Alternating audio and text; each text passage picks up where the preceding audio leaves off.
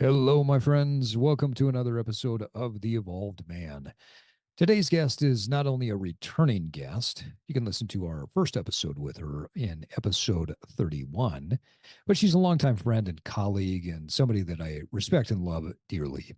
Mindy Buxton is a strength coach, personal trainer, and master trainer who has been coaching men and women for over 2 decades.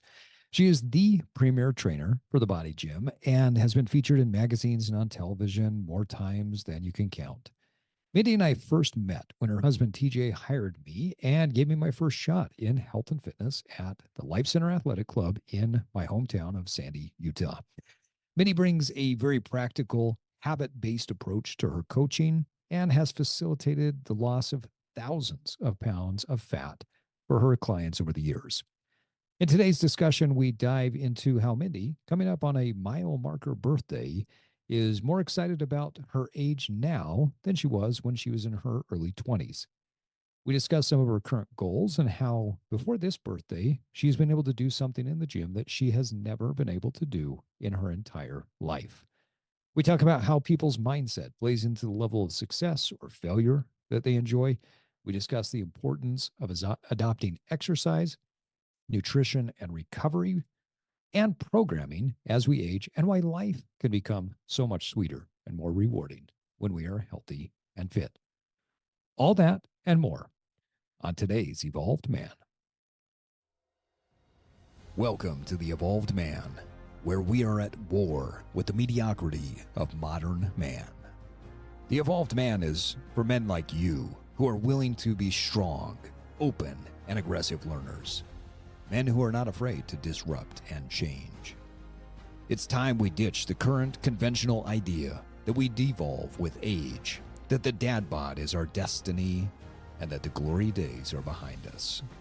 Your best isn't behind you, and I'm here to provide you with practical tools, a few tips and tricks, and everyday wisdom to help you evolve into your highest form. Strong, lean, smart, educated, and emotionally intelligent. Now, let's go to war.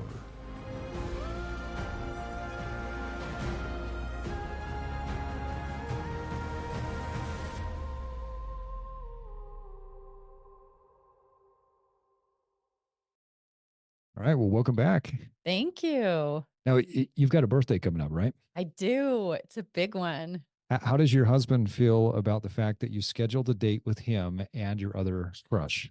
My boyfriend and my husband. Your boyfriend and your husband. Oh, it's just a good thing that he knows me well. So I'm excited. He's actually excited too. I think he's probably as excited as you are. Yeah.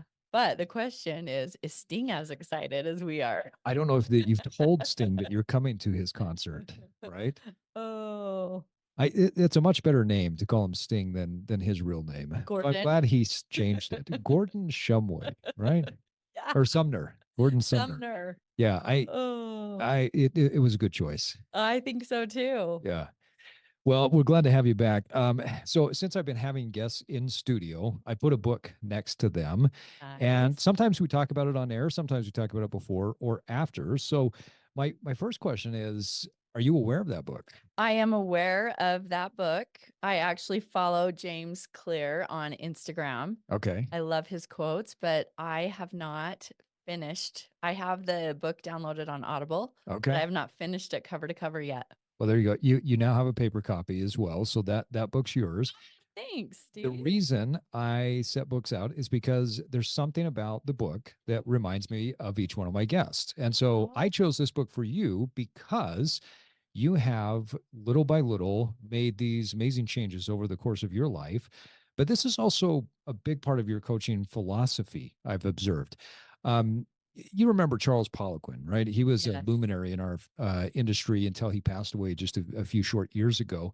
Poliquin used to always say that practitioners are always ahead of the curve when it comes to figuring things out. You know, when you look at the research studies that are out there, researchers are always behind the curve. Practitioners figure things out ahead of time because they're forced to, they're paid to figure stuff out.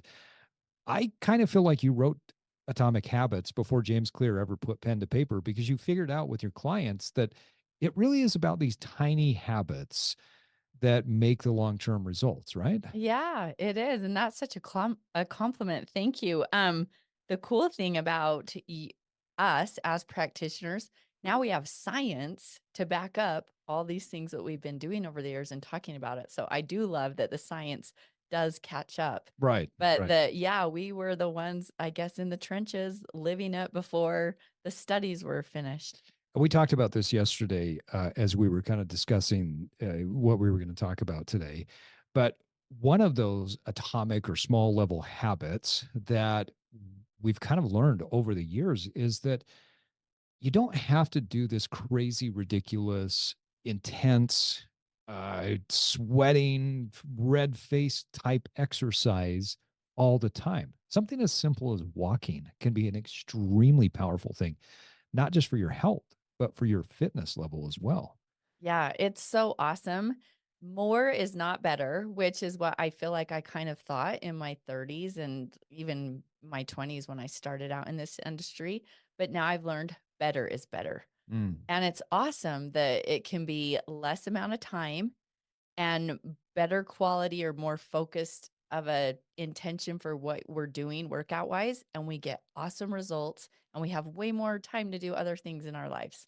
And there's so many very simple things. I mean, like walking. We talked about this yesterday. The 3,000 steps. The research is now showing that 3,000 steps is just kind of the bare minimum that a person needs to get to see health benefits, Yeah. right?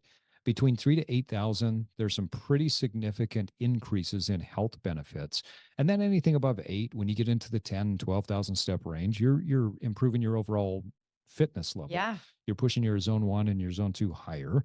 And there's a lot of benefits to it, but God, 3,000 steps I just to know. get some health benefits. That That's seems like such a low bar. it is a low bar, and it's kind of awesome because I feel like sometimes when we throw out the, "Oh, you should be walking 10 to 12,000 a day for fitness," 3,000 is doable, right? Yeah, it seems like it. And we were talking like, "Okay, what would 1,000 steps be?" 10 to 15 minutes. Right. And it's people can squeak that in their day around their work, around their kids' schedules, around whatever other things they have. So the cool thing about walking is you can do it wherever you're at. It Mhm. costs no money. It doesn't have to be done all at once. But something just simple like that, I think it's sad that we discredit it sometimes that it's not effective or it doesn't help, but it 3,000 steps a day, awesome, you're winning. Well, and there's so many other benefits to it. You're getting fresh air, you're getting sunshine. I think about when I was traveling a lot as an executive, and I would travel around and do lectures, and I would land in a new city. And one of the first things I wanted to do was go find neighborhoods to just walk in and to Yes. get my exercise. I found some of the coolest places. And there were times where then I would have other people fly in with me for conferences or whatever. I'm like, hey, let me go show you this place. Or sometimes, like one of the favorite places that Danielle and I go to now is Chicago. And I had Oh, walked I love so that many city. parts of Chicago before she was ever able to come out with me. Now, when we go to Chicago, we're north of 25,000 steps every single time we go there. And it's an amazing experience because not only are we getting great movement in, but we see the city in a totally different way than you see when you're in a car, right? Yeah, it's awesome. It's the best. I agree. My husband and I love exploring places on foot. We'll go out on either a jog or a walk or a walk run. And it's fun because a lot of times I think, oh, we're just going out for a workout. And sometimes we get sidetracked and we end up shopping, walking, or we're like, oh, That hey, doesn't surprise me much. let's go to Here we are shopping. breakfast. Yeah. And so, Yeah. yeah, so we call it's not Shop- just shopping, it's shopping, let's walking. be clear, shopping for you, breakfast for TJ, right? Yeah. Yes, Okay. you know us well, but it's great. It's a great way, like you said, to meet, to see new places, a great way to explore. Yeah. It's also just awesome to ground yourself in the middle of your day. When you were talking about traveling, it took me back to the times that we would travel to QVC and do fitness on air, but we were doing strength training. And even though we were stuck inside and then we were in the green room, so you think like 15 or 20 minutes on QVC is 15 or 20 minutes. We were there for several hours. Yeah. And then when we'd be done, everyone else would kinda go to the hotel or go in and take naps. I'm like, "I just need to walk for a minute. I wanna be outside. I wanna see the sunshine." And it just grounded me, and I love it. It's a great way too to connect with people. I think it counts as both. It counts as fitness some days. Some days it's my workout, other days it's bonus daily movement. I yesterday I got together with my uncle, he's 77, and that's how we catch up. Instead of going to lunch, instead of talking on the phone, we get out and we either walk at his place or mine, 30 to 60 minutes based on our schedules. But I love catching up with him in person and just being outside. It's Yeah, awesome. there's a saying, and I hate to use sayings like this because they just come across as so trite. But if you're walking, you're talking. And it is true. There's so much value to getting out and talking with another person. And you do it if you're doing that with anyone that you have any type of relationship. It doesn't have to be your spouse or some sort of intimate relationship. It could be a friend, it could be your uncle. When you're out and you're walking and you're side by side, you are now tapping into the parasympathetic nervous system, because what a lot of people don't realize is that walking is part of our flight mechanism, but because it's so mild and it keeps the heart rate so low, that it truly taps into the parasympathetic nervous system, and we automatically just get into this nice relaxed state, and we tend to talk more freely and more openly, like than if we're sitting down and we're stiff and we're Yeah. conversing, so how was your day, right?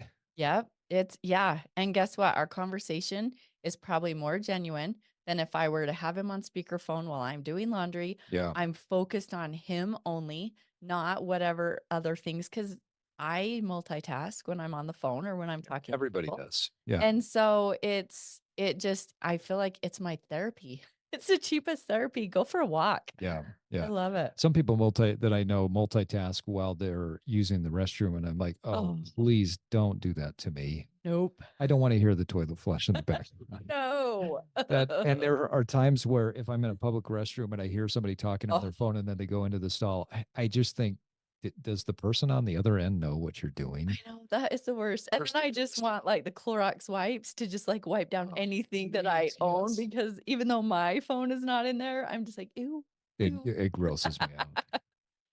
Now, Mindy, when we Oh. were talking yesterday, you'd made a great point about age, and I want to make sure that I get it right. You said something about how you're more open, you're more excited about your upcoming birthday than you were when you turned 23.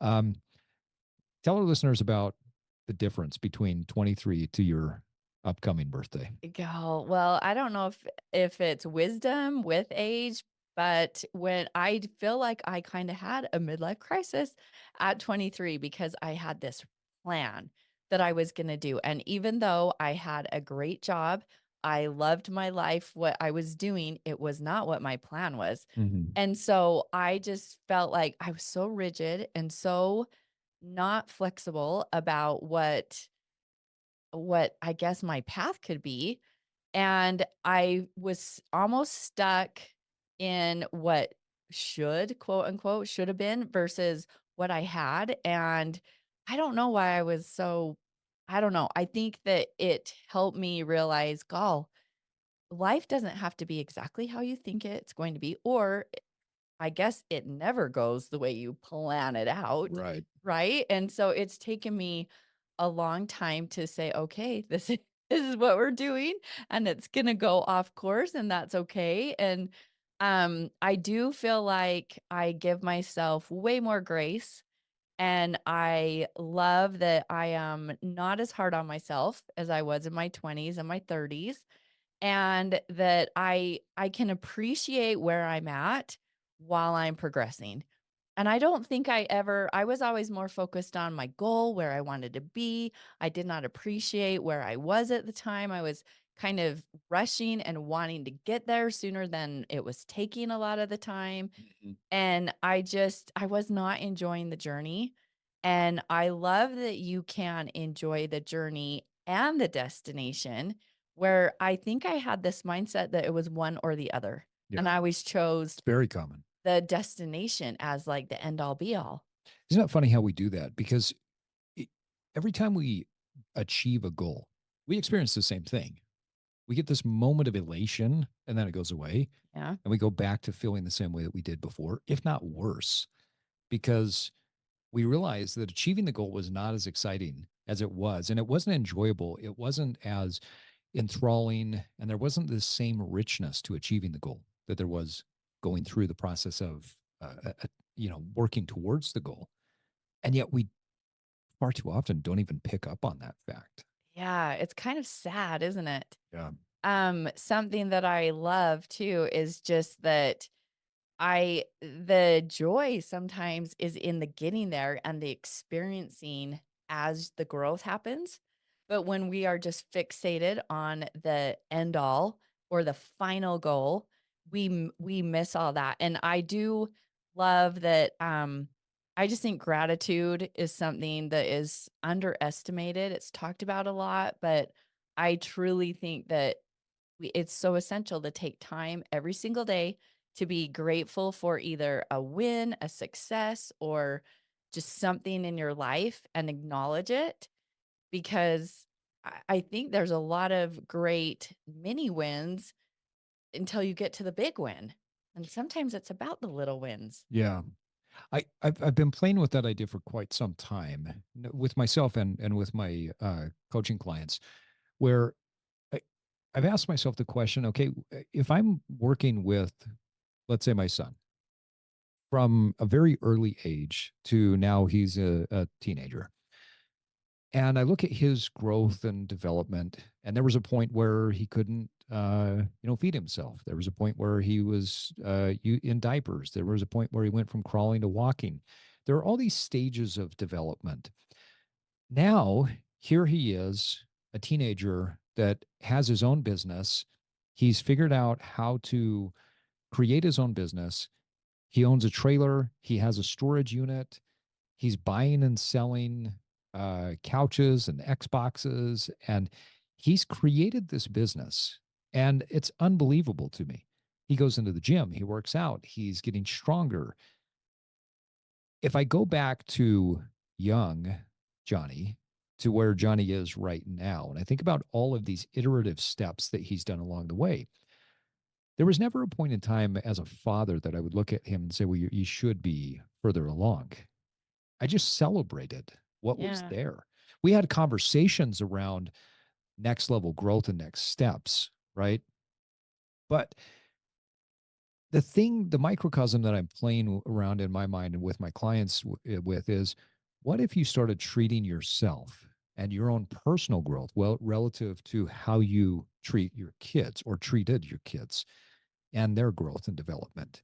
Instead of telling yourself that you should be somewhere, what if you just recognized and you celebrated every win that was there? What would happen? Because from my perspective, every time Johnny gets another cell and he talks about it and he tells me about it, we get excited. Like, it's fun. Yeah. And on the It's a times where it success. didn't pan out the way that he wanted to, we share in the frustration of it and then we move on. But we seem to have double standards, Yeah. standards that we have for other people, where we celebrate their wins and we kind of minimize the losses. And we say, no, it's no big deal. You're gonna be fine. But then we catastrophize our losses and we minimize our wins. Have you seen that in your life or the lives of your clients? Yeah, 100%. And that's something that I am trying to be a lot more aware of now than I ever was in the past. And I'm trying to bring that. I just feel like that's so important for us to figure out and to be mindful of. I don't know if we ever get to master it, Mm. but we could practice it every day. But that Right. is something that I try to bring to my clients' attention, how important it is to celebrate the littlest progress, and every single progress adds and contributes to where you're headed. And it's about progression, not perfection. Yeah. So you've gone from 23 years old and Yeah. maybe not loving that birthday to the most recent birthday coming up is what? 50. 50. It's level 50. Level 50. Yeah. Yeah, you talked about that. So leveling up. I love that. I read it and I also have a friend that talks about age as in floors. and the next level, and you're going to the next floor. And I thought, I love that because that's progression, Right. right? It's not like, oh my gosh, the first half is over and now it's the second half, and the second half is going to be harder or worse. And I just think I don't love the aging, uh, the language around aging that Yeah, the we're negative stigma. yeah, that it gets worse as we get older, or we hurt because we're older. No, we hurt because of what we're doing or not doing. It doesn't matter. I hurt more at 23 with some of the health issues and the things that I had going on than I do at 50, Yeah. you know? And so I just think I just hate that that's an excuse, and I don't feel like it needs to be. And so I No, kinda it wanna certainly help doesn't. change that narrative, or at least around, like, when my interactions with people. So I want to shift to our recent interactions. And we've been friends and colleagues for over probably 20 years, I Yeah, think, right? yeah. And it's really been fun to reconnect more lately and to play around with some of the goals that you've got for yourself. Can you talk about when we started getting together to do more stuff, and then what your goals are right now, and talk a bit about that journey? Yeah, so in, the summer, I decided I wanted to get a pull-up. I have never been able to do a chin-up or a pull-up. The presidential fitness test was like my nemesis. I could not do it for anything. And I don't know, I feel like I love performance goals. I've done a lot of endurance things I've done triathlons and marathons and Grand Canyon, and a lot of performance goals have been endurance based for me. And so I am lifting more, and I just thought, I should be able to do this. This is my goal. I want to do at least one before the year is over. So I started practicing and doing things. And then as I was going, I could tell I was getting stronger, but I also could feel some imbalances. And I was like, what is going on back here in my trap? And so that's when I approached you and said, hey, will you help me figure out what I am doing? Because I can tell my form is not good. Or where am I compensating, and what do I need to turn on or turn off to be able to do better at getting these pull-ups? And so I loved the advice you gave me. You helped me figure out too, just based on my body structure, I should be doing pull-ups or chin-ups, excuse me, instead of pull-ups. Once I started doing that, we were able to identify what muscles were overworking. You've helped me turn some on that have been lazy and not wanting to fire. And from the span of, I think I came to you in October, and from October to December, I finally hit an unassisted chin up. Yeah, and it's been so fun to watch you do this. And you're doing that thing right now that I was talking about yesterday, right? Where when you when you talk about the goal, you can't not smile, right? And your face smiles, your eyes smile, and it's been so rewarding and so cool to be able to work with you on this and see you achieve what you've achieved up to this point. And I bring up the smile piece for a couple of reasons. You referenced earlier performance goals, and we'll get to this in a bit with relative to other people and how they can think about and frame their goals, because I think how Okay. people frame their goals is really important. Yes. But performance goals are especially effective because once you achieve that performance goal, nobody can wipe the smile off your face. Like you hit the pull up and you just like you got it, and it feels cool. Well, and let me tell you, I don't know if there's ever been a scale goal that lasted longer than, like, yeah, you get on and it's like, whoa, yay, Yeah. finally that number. And then I'm like, that just longevity of that satisfaction is not the same No. as a for me as a accomplishment. I don't know. Well, nobody hits a number on the scale and then can maintain that particular Yes. number all the time. And that's what is makes it so strange to me is it weight in and of itself is just an arbitrary number. Yes. We could eat more, we could eat less, we could eat the exact same, and then the barometric pressure outside changes, and our the osmolarity of our cells is different, and we just weigh more or All we of a weigh sudden. less Yep. tomorrow, the next day. We have very little control over all of the aspects. Well, that and come into it, right? it's sad to me too because I have gone from not my best, hitting my best, and then obviously not staying there all the time.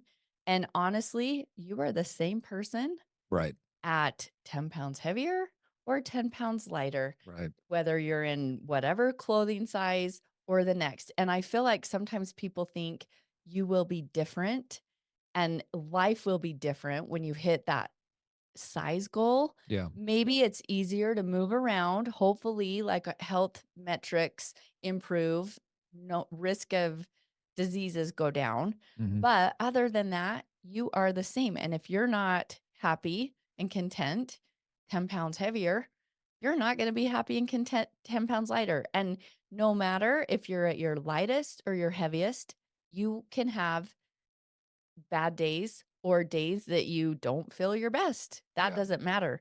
That doesn't change you, but being able to overcome and yeah, now my strength is better.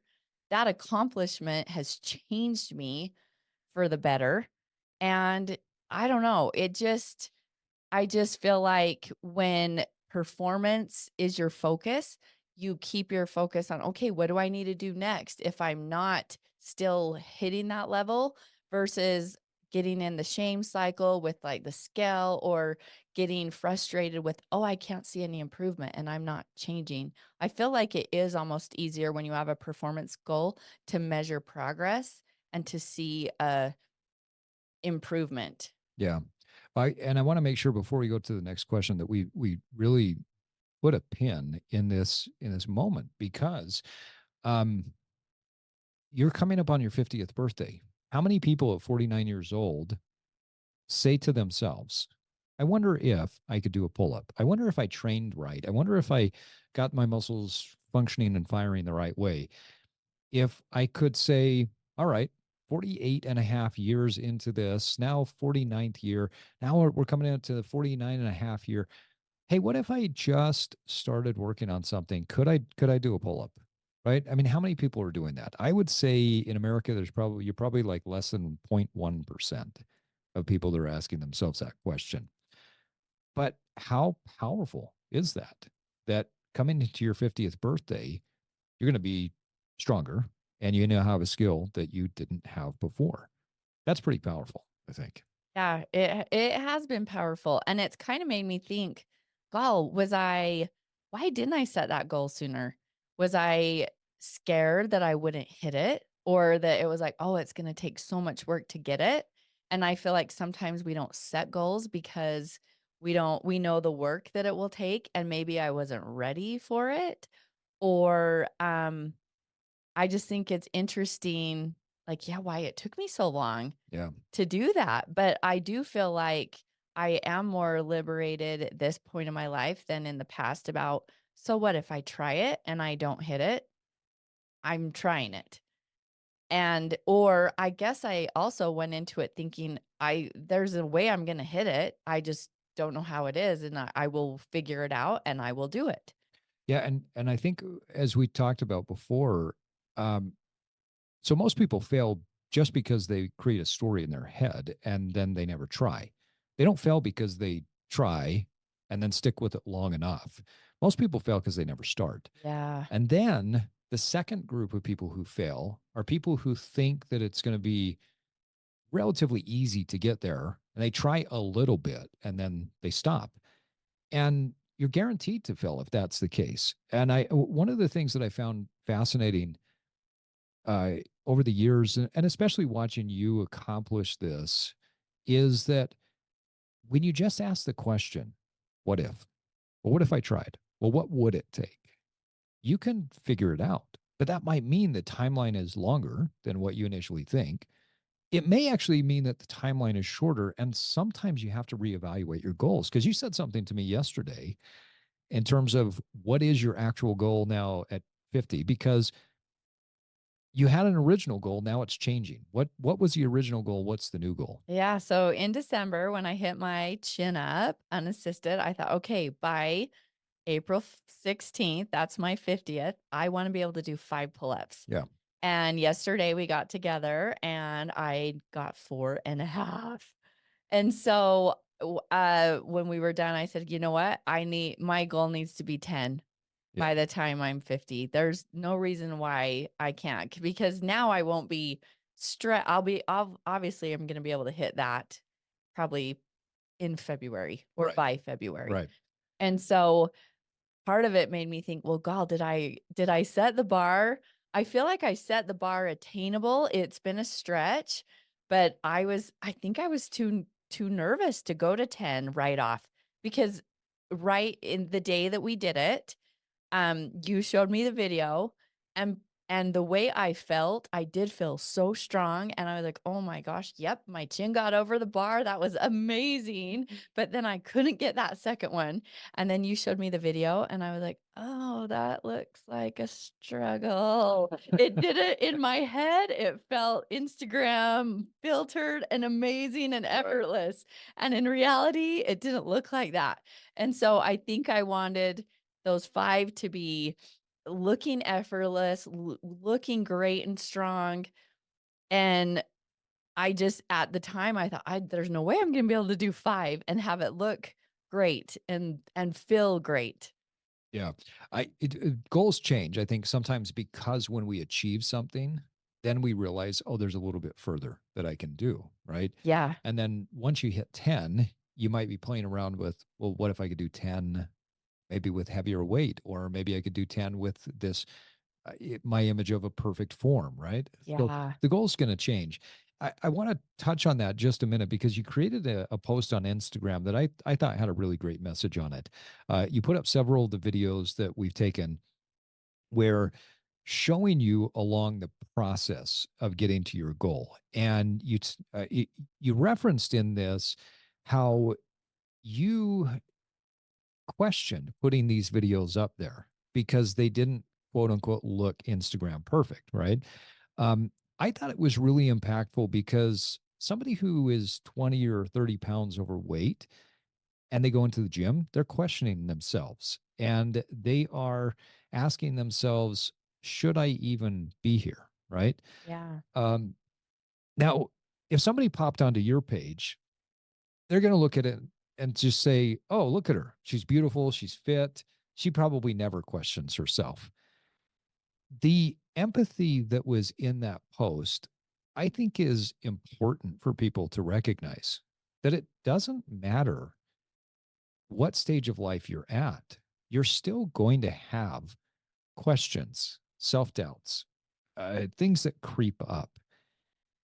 So I want you to talk just a little bit about that relative to how, I guess, two questions really. Number one, how are you continuing to show up for your goal? And then how would you recommend that other people do in spite of their doubts? Well, I do feel like I want to continue showing up for my goal even when things are hard because I think sometimes we get started and we think progress is linear and you and I have talked about this all a lot. Hmm. And I think everyone else has talked about this a lot. It isn't linear. It goes up and down, up and down. You get progress. And even just a few weeks ago, I we couldn't make our weekly appointment, and I think when you came back, I was like, "Oh my gosh, Steve, I'm so glad that we didn't have that because I all of a sudden everything went to pot and I couldn't even do 2 pull-ups. My energy was so drained, but there wasn't really anything. I wasn't not getting sleep. My nutrition was on point. I could not figure out what the heck was going on. And it was a little bit discouraging, but I was like, "I know it's gonna pass." And so we did a deload week, and then the next time I was right back where I had left off. And so sometimes I think we get in this rut that we think, "Okay, we're winning, we're winning, we're winning, we're seeing progress." And then all of a sudden when you get nailed with something unexpected, that's the moment where it happens to everyone. That's Yeah. kinda what I want. Yeah. The point is, it doesn't matter if you're the trainer or you're the client. You will hit a wall at some point or you will have a setback. Hmm. And it's not about the setback, it's how we respond to it. So it's figuring out why it happened or allowing a little bit of time and then continuing forward and not allowing that to stop you altogether. Um I do feel like in everything I share, I've kind of been a person where I don't want to use filters. I want things to be real. I want things to be relatable. I want things to be doable. That's important to me.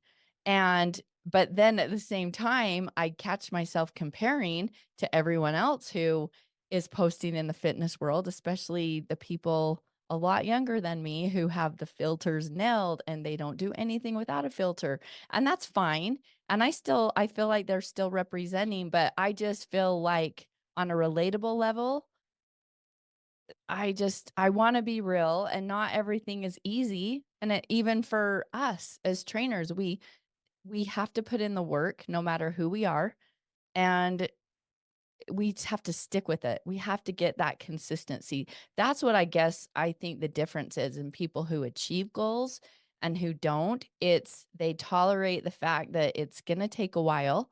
And I think it's important to have a date or a goal that's realistic, time wise. But if you don't hit it, you're closer than if you wouldn't have started, and so move the date if you need to, Right. right? And so if for whatever reason, if this was taking longer than I wanted it to, then maybe only think, "Okay, we'll to hit 3 by the time my birthday comes around." Like, I think I have more, leeway with myself for adapting goals versus just saying, "Oh, now I'm not gonna hit it, so I drop it." Yeah, and time is an interesting thing that I think in the West we get so fixated on. I mean, there's this. I heard a quote that at the time I believed it, and I don't anymore. But I had a mentor at one time say that the definition of success is achieving exactly what you want in the exact timeline that you want. I now look at that and just say, well, that's just bullshit. Especially the last part. Yeah. It's not the timeline because we're the one thing we can't predict is time. Or control. Yeah, We we can't can't. control the No, time. not at all. If you are an investor, you can't time your investments in the market the right way. Anybody that tries to fails in investing. If you are a novice starting out and you say, I want to lose X amount of pounds or I want to gain X amount of strength and I want to do it in this time, you're a novice. You don't have the ability to know what that looks like. Now, as you become more adept at whatever it is that you're doing, let's say gaining strength or looking at weight loss, you can get better at predicting time, but you can't predict it all the time.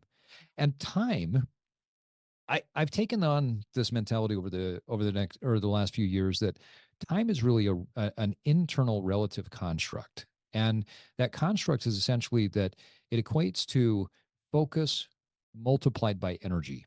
And so when you think about time, time lives inside of us, right? It's internal. We experience moments where they drag on. And Mhm. so it's a feeling, it's a sensation, right? It's relative to our focus and our energy in that moment.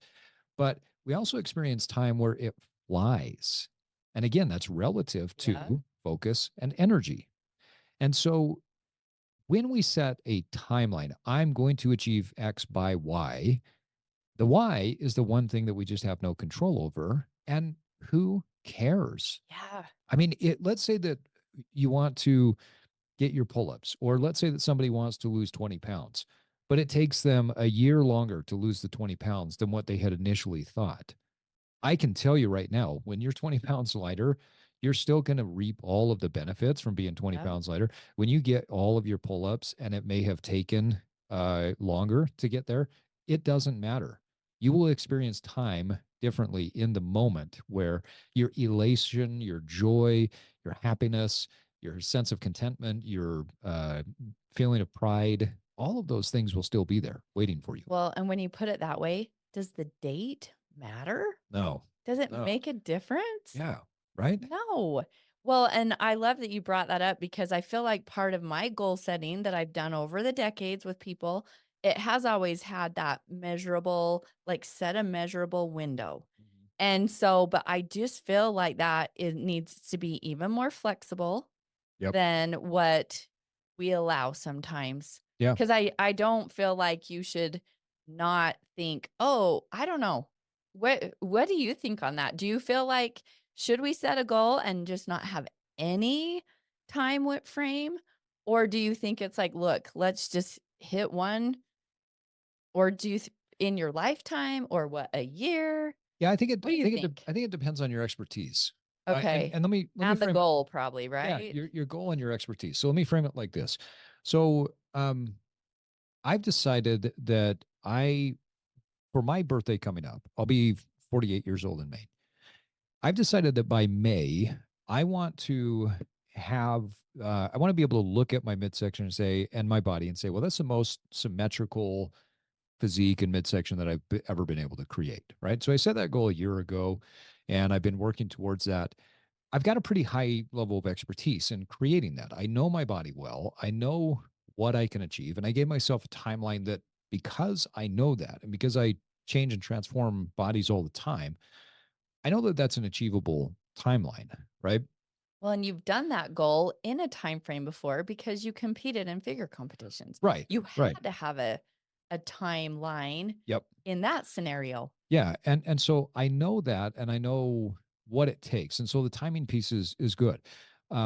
If an athlete comes to me and says, I want to get ready for the season, we go through and we assess and evaluate and you know, let's say that he's coming off of an ACL surgery. Like, this is about what we could do because I've got reps doing that. If someone comes to me and says, I want to lose 20 pounds by the summer, I'm like, cool. Well, it's not going to happen. Or if it is, Yeah. it's not going to happen in a healthy way. So I think it really boils down to your expertise and the goal itself. Now, I remember when I was younger, I wrote down a goal that I wanted to, I don't even remember what the timeline was, but I knew I wanted to own a Porsche, right? Nice. Because I love Porsches and I thought, oh, it's so cool. Uh, anyway, I think I missed every single timeline that I had set for myself because I just didn't have great expertise when it came to what would it take to make enough money to where owning a Porsche made sense. And then when I bought my first one, it became super easy to repeat it again and again and again and again. And I think now I've owned 8 different Porsches over the years because I know what it takes to take care of everything else, make enough money to save and do things on the side to, you know, pay for the payments or whatever. Yeah.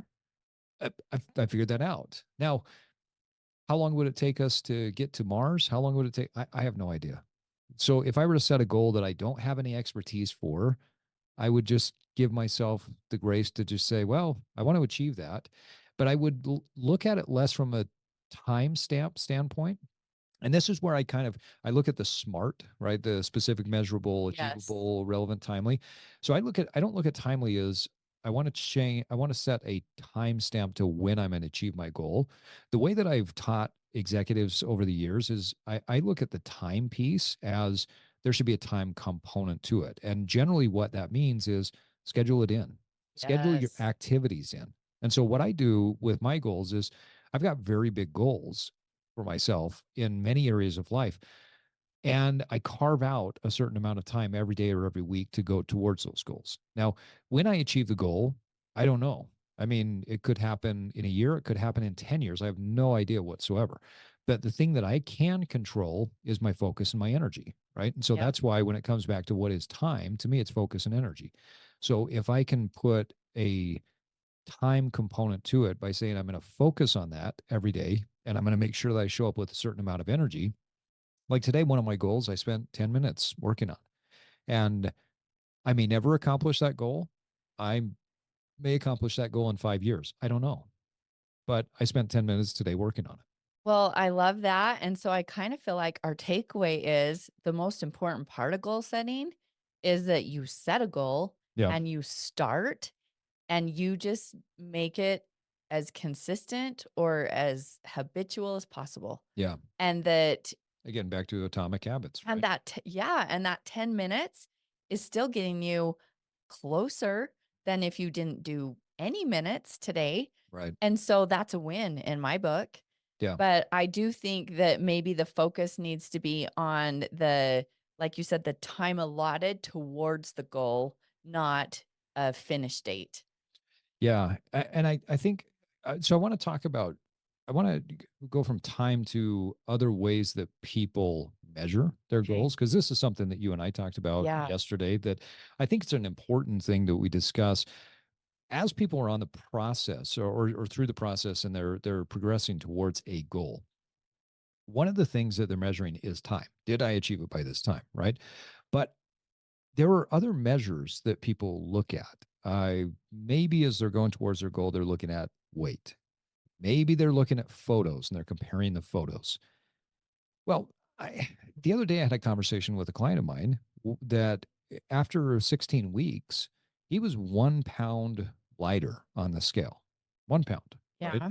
So Which most, most people are not happy about. right. They kinda don't even think that's progress. No, no, and someone listening to this would say, well, that's it. That's not very good. You're not a very good coach. But when we dug deeper into the numbers, the reality was he was 7 pounds heavier with his lean muscle tissue, and he was 8 pounds lighter with fat.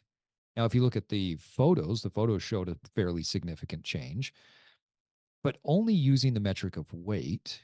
If that was the case, if he was just doing this on his own, Yeah. he would have been extremely frustrated and upset. Yeah.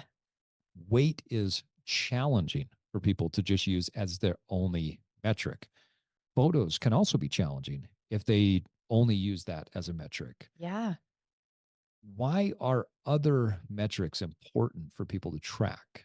I just think things are not measured by one or two ways. And so you hit two great ways to track progress in the fitness world.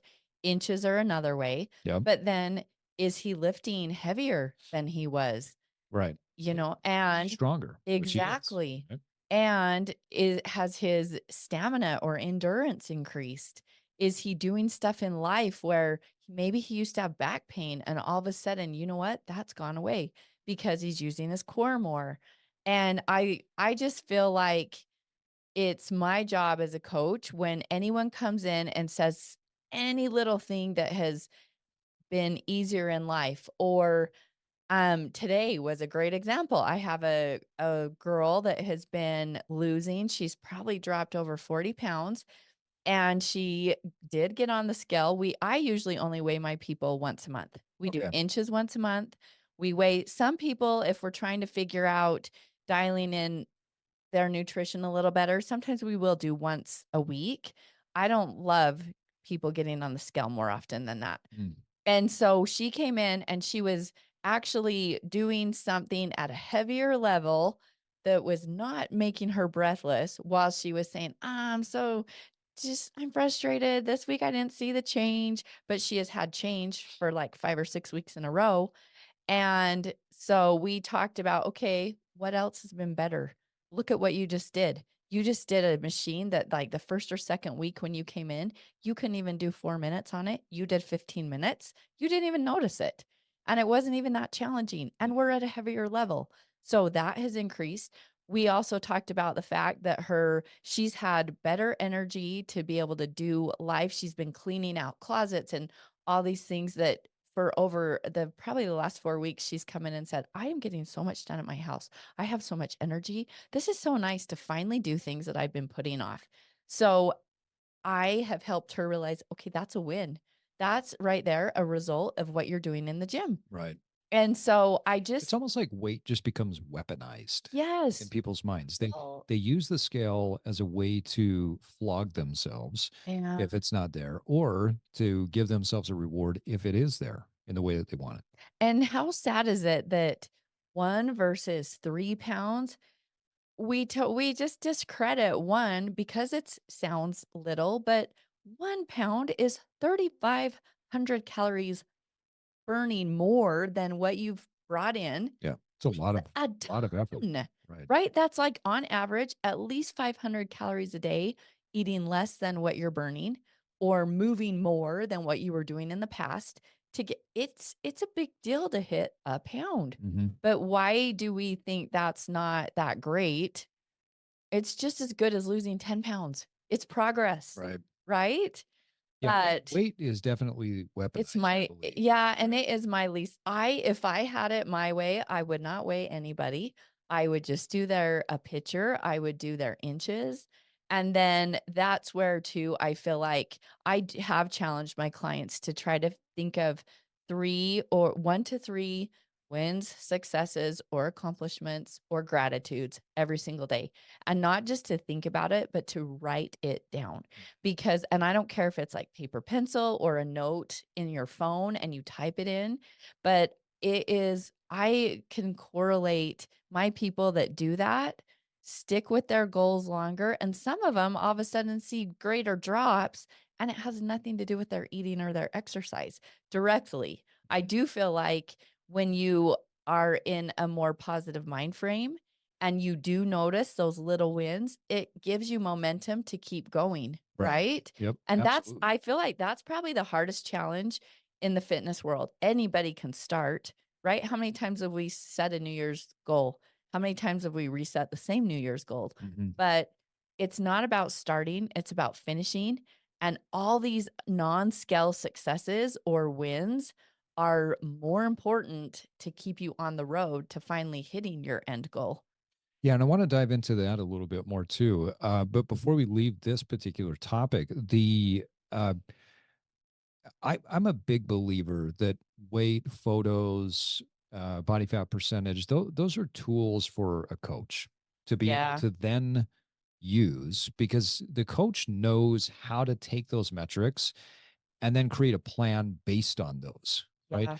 It's not that I don't want my clients to know what they weigh or how they look in the picture or what their body fat percentage is, but it's almost like, you know, that's my job to use those. You made a great point about that there are so many other ways that people should be tracking their progress, because the extra energy to clean a house, that's life changing. That's, Yes. you're now shifting the culture of your lifestyle. The ability to stay on a piece of equipment for 3 times what you used to do, and it's even easier because you can now complain about the fact that you only lost a pound or whatever it is. Yes. That's life changing. That means you have more energy. Those metrics, I think, are extremely important. I want to make sure that we touch on the photo idea as well, because this is another one that I don't think people realize when they use photos as a weapon. One of my favorite books is Betty Edwards' Drawing on the Right Side of the Brain. And when I read this book 30 years ago, I became very aware of the idea that we don't see the world as it is. We see it as we are, and we see it as our perception. So what Edwards talks about is that if I were to say, Mindy, draw a picture of a horse, you would draw a representation of what you think a horse is, and it would probably be cartoon-like in representation, right? Yes, it would. All right. So we call that drawing on the left side of the brain. It's the logical side. We draw what we know. But great artists learn to draw what they see. They observe, they look at angles, relationships, tones, lines, etc. And they create a representation of what's out there based on what they see. So that's drawing on the right side of the brain. Now, when we think about this relative to taking photos, when people take photos of themselves and they say, okay, can I see my progress over time? They Everybody does this. We all have that one area that we don't like, and we exercise to change that one area. So for many people, it's, oh, I don't like my stomach. I don't like Yep. my thighs. I don't like my butt. Yep. So then we take a picture. And what happens is we lose body fat, most people, from the top down and the bottom up. And the Yep. last place for it to really see a significant amount of change is through the midsection, which is the hips, the butt, Yep. and the abdomen. Now, inches may be going down, but what's happening is proportions are looking different. And so oftentimes I'll find clients where they're getting leaner through the shoulders and the chest. They start to notice some things there, but then the belly looks bigger. Even though the belly might be down an inch or Yep. so, it looks bigger relative to the weight loss that they've had up top. And then as their calves start to get more defined and the thighs get more defined, they say, oh, but my butt is bigger. Well, no, it's not. It just looks that way. So there's kind of this mushy Yes. middle that people go through of, if they stick through the process, they look at themselves in the photo and they weaponize the photo and say, I'm fat. I Versus got a big looking at belly, it and right? saying, "Oh my gosh, look at my quads popping. Look at the Right. definition in my bicep that didn't used to be there." Look, I mean, yeah, what it's so sad that we are our worst critics. Yeah. And uh it's sad. Something that you just made me think about too with us using numbers in the photos, Hmm. you and I are not judging the number. No, When it's no. a client looking at they are judging, they're putting shame to it, they're criticizing it, they are beating them, they are emotionally attached. Right. You and I use that number as data to know what's working. We keep that in the program. What's not working, we take it out. And so I just think probably to make life easier on anyone with any goal, can you evaluate how you're doing without putting emotion into the results? Can you look at it and say, can you see progress anywhere? And instead of judging the value of it or just thinking about the number, look for progress. Don't look for a number. Yeah, and if you can't do that, because a lot of people can't, and that's okay. Yeah. If you can't do it, then you need to offload that to somebody else. Yes. You And need an find a expert. different way to measure your progress. Right. Yeah, you need an expert to look at your data to help you to understand what's changing and to interpret the data. Um, because you're too close to it. You can't. It's the Yes. forest for the trees. You can't Yep. see the forest for the trees, because you're so emotionally tied to your belly, your butt, or your hips that you can't see the change, and that's Yeah. where you need a coach to come in and Yeah. help Or you to see you're it. so emotionally tied to whatever that dang scale number is that you just can't let it go, that it's like only 1 pound of progress. Right. It's like, let's not qualify.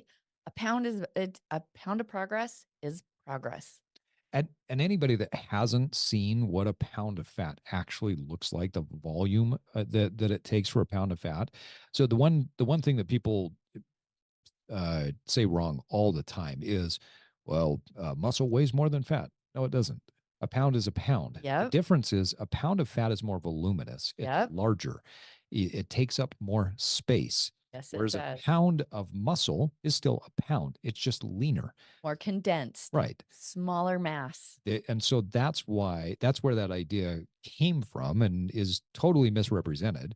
But a pound is a pound. It's just lean tissue is smaller and Yeah. fat is bigger. We've talked about that there are multiple ways to track progress and that there are multiple ways to see uh, progress along the way that we believe people would do better with. Um, Photos are fine, weight, body fat are fine, but again, I think those are more for professionals. Progress towards performance goals is important because progress towards performance goals leans into the science of that if you're progressing, things will change in your body. Yes. Yesterday, I made a comment to you when you finished up with your pull up set, and you said, "Oh my gosh, my husband said the same thing to me." Talk a little bit about that. Yeah. Well, you complimented the definition in my back and my symmetry is better and just I have a lot more muscle definition. Yeah. And a few days earlier, my husband had noticed it. I think I was lifting when he was walking through cleaning up the weight room or something and told me that compliment. And that was way more rewarding than any number ever could be. And so I love that. And I love too that both of you went out of your way to acknowledge it because I can't see what my back looks like, Right. right? Yeah. And so that just gives me more fuel and more momentum to keep doing what I'm doing because it is working whether I can see it or not. It's working. And it's a byproduct. I mean, you didn't when you and I sat down and talked about this goal of getting a pull up. We'd already been playing with some shoulder stability stuff and playing with the Mhm. mace and swings and all that kind of stuff. And it was never a, hey, I want my back to be more muscular and more ripped. I want to look like this. But the reality is now fast forward and you've achieved you have achieved and are achieving your goal of doing more and more pull-ups, the byproduct of that is your back, your biceps. You're now getting more separation and coming into your shoulder and your bicep, right? The Yeah. definition is improving, the density of the muscle is there. That's a byproduct, but it Yeah. was never the main goal. No. And here's what's also cool about having a performance goal, because I'm trying to lift my body weight, I'm spending less time doing more total body exercises. I'm not doing bicep curls, and yet my biceps look better. I'm not spending over 45 minutes doing lifting workouts where when I did not have a strength goal, I was just for like my overall fitness, I was doing easily an hour of lifting. I get away with doing less and seeing better results. And so I think that measuring something that you can perform, whether it's a endurance, cardio, strength goal, it's going to give you results that you in ways that you don't even plan initially. And our whole purpose, my reason why I wanted to start putting a lot more focus, because you know me, I don't think I'm an endurance junkie. I've never wanted to do like ultra anything, but endurance stuff is just fun for me. It's easy for me to go. That's how I spend time with my girlfriends. That's Mhm. how I get to play outside. And I love doing those things. But as I am aging, I also know that the science shows the importance of muscle, and muscle is gold. Muscle is like your secret weapon to losing inches. It's your secret weapon to keeping bone density, to improving Right. health as you age. And I want to be able to not just live a long life, I want a good quality of life. And I am thinking about that at 50. I wasn't thinking about that at 30. And so doing those things, I should be able to go and pick up 2 40-pound bags of rock salt to be able to take home to put in my water softener without throwing out my back, Mm. and carrying those like you do a farmer carry. Even though when I sit in the gym and do 45-pound plates, that feels a lot easier and lighter than when I pick up the 40-pound bag of the rock salt, because it's not shaped exactly perfectly Right. like my weight. Right. But my purpose in these little goals is so that at 70, 80, 90, I can do these things and feel good and not worry about breaking a hip or hurting myself. And I think you hit the nail on the head. That is, at least to me, the answer to the question. And the question that people ask, and I know somebody asked you this the other day, of why am I motivated in January and depressed by June? What can people do to keep that motivation, you know, from March to May and beyond? And ultimately, it comes down to reestablishing different performance goals throughout the year. Don't think about it with this idea that I'm going to lose X amount of weight by this particular time. You don't have an idea of what the timeline is going to be. But every month or two, sitting down and saying, oh, this is where I'm at. What could I do if I went a little bit further along this path? What are my January strength goals? Could I pick up the rock salt and it be easier? And I would also put this plug in here for just this idea of set your goals for yourself, Yes. right? Yes. Be selfish. Like I I always laugh because when I hear people talk about goals, they're like, "Well, I want to lose 20 pounds." You know, I'm like, "Well, why?"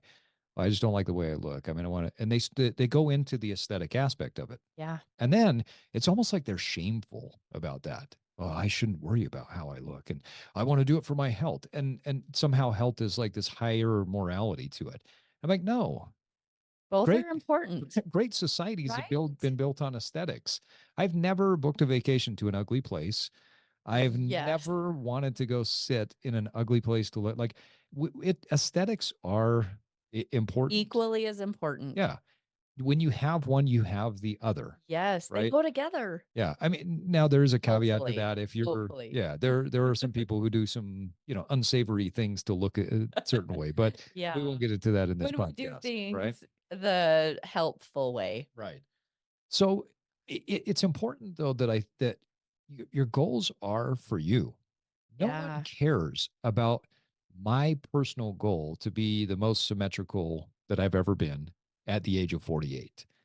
And I don't care that no one cares. It's my goal. Yeah. And what that represents to me is many, many things. There's about a dozen different things that it's going to take for me to get there, some of which are just these fun, stupid goals along the way. Like I was at the gym an hour and a half ago doing a toes to bar where, it's a leg raise where you take your toes up over the bar. And I've had the question of, Kyle, could I do like 8 of those? Oh, hey, well, could I just at any point in time, could I do 10? Now I'm asking the question every time I go do that, could I do 15? And then I did that today. So now I'm asking the question, what would it take to get to 20? And so I think it's important that people set the goal that's relevant to them, that is specific to Absolutely. them, not what they see on the internet, not because somebody says 10 pounds or 20 pounds. Yeah. Well, and I love your approach because when you approach a goal with curiosity versus I do feel like some people set really rigid goals because Right. they feel like they're supposed to, or Yep. it- I just think your approach to your goal, this might be an answer for that woman. If you were curious and you just started exploring and then all of a sudden you did something close to that and then you said, "Okay, now what's next?" Mm-hmm. and keep going, then you're going to stay consistent or you're going to at least keep putting effort towards it. And I also think it's realistic for us to talk about it's not always what you want to do. Right. It's not Right. easy. Achieving things take work, and sometimes we don't want to put the work in.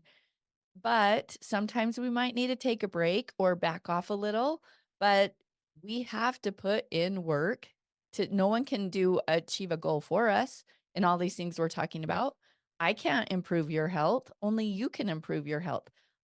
Only you can improve your aesthetics.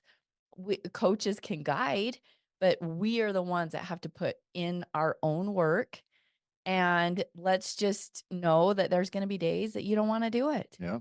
It doesn't matter if you're a trainer. There are days you don't wanna lift or you Right. don't wanna get up, It's but we it's do it. frustrating on those days, just like Yeah, anything else. but Yeah. guess what? Consistency, when we have all these days notched off behind us that we got up and did it, or that we put the 10 minutes in, like you talked about, it strengthens your muscle in that sense that you're going to just get started. Just work on it. Even if you don't feel like it, give yourself 5 minutes. If you don't want to keep going, well, then, hey, you did 5 minutes. Yeah. And so know that that's part of the process. We're not going to feel like we want to every day, but hopefully those days are less than the days that we look forward to working on whatever it is towards our goal. I think they are the more often we do it, right? Yeah. Yeah. You've got to work hard. You can't Ozempic your way to success. Yeah. It doesn't exist. No, it doesn't. So Well, Mindy Buxton, thank you so much for coming on. What a great conversation. For people who want to know more about the coaching and all the great things that you do, where's the best place for them to follow? Probably Instagram. That's where I'm the most active. It's Mindy Buxton Body Gym. And so Buxton is how we spell Buxton. But I feel like I am most present on a daily basis on my Instagram. And you can see the videos of Mindy doing her pull ups. Yes. And there's a few high fives in there for me as well. Yeah, I love it. And it's been a lot of fun, and I'm excited to see and celebrate. I'm not quite sure what that number is going to be. I don't know what it's going to look like when we get to April, if it's going to be 10 or if it's going to be 15, or who knows what that number is going to be, but it's exciting to see what we're going to get to. Well, I'm excited to keep moving forward. Yeah. So thank you. Thank you for your coaching and thank you for this opportunity as well. Yeah. Thanks so much for coming on. Thanks, Steve. Thanks for joining me today for this episode of The Evolved Man. If you're learning from and gaining value from this podcast, please subscribe to the Evolved Man newsletter, where I can support you even more in your personal evolution. I want to help you reverse engineer your success.